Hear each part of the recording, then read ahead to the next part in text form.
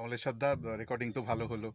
তো একটা প্রশ্ন ছিল, সেটা হচ্ছে যে এই চারিপাশে যা হচ্ছে তাতে তো মানুষের হাসি শুকিয়ে যাচ্ছে।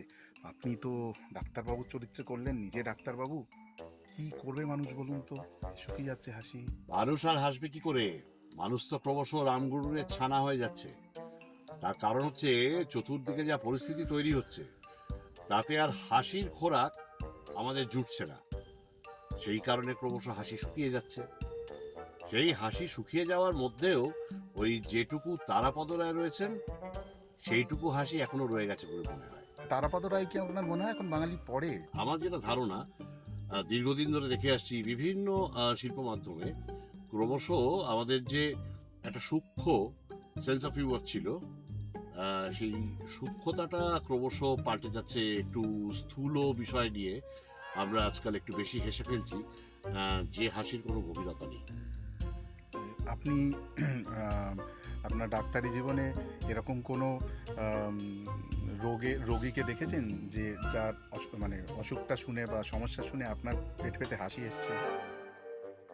আহ, সেটা একজন চিকিৎসক হিসেবে যে কোনো মানে সিমটম দেখে বা সায়েন্স দেখে হাসি পাওয়ার কথা নয়, কিন্তু ডাক্তাররা তো মানুষ। তো এরকম ঘটনা দু একটা যে ঘটেনি একদম তা নয়।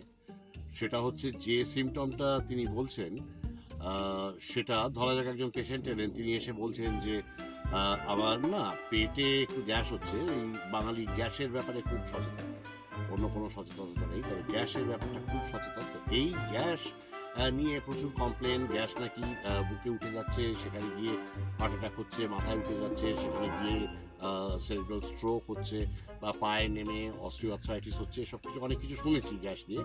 তো তিনি গ্যাস নিয়ে প্রচণ্ড চিন্তিত। তো যখন বললাম যে আপনার গ্যাস ছাড়া অন্য কোনো অস্বস্তি অসুবিধে কি আছে, তো তিনি বললেন না। তারপর কাগজগুলো দেখালেন, সেটা দেখাতে গেলে দেখে বোঝা গেল, সেই কাগজগুলো দেখে বোঝা গেল যে তার একটা ক্রনিক রেনাল ফেলিওর আছে, তার কিডনি দুটি ভালো করে কাজ করে না, তার একবার বাইপাস হয়ে গেছে, তার ইসকেমিক হার্ট ডিজিজ আছে, এবং সর্বোপরি তার ব্লাড প্রেশার এবং ডায়াবেটিস সবই আছে।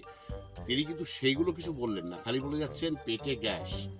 তো এই ধরনের রুগী পেলে সামান্য হাসি পায়, তবে সেই হাসিটা মনে মনে চেপে রাখাটাই ভালো, কারণ না হলে তিনি ব্যথা পাবেন। খুব শীঘ্রই তারাপদ রায়ের আধ কপালে আমি ওই ডাক্তারের ভূমিকায় আসছি।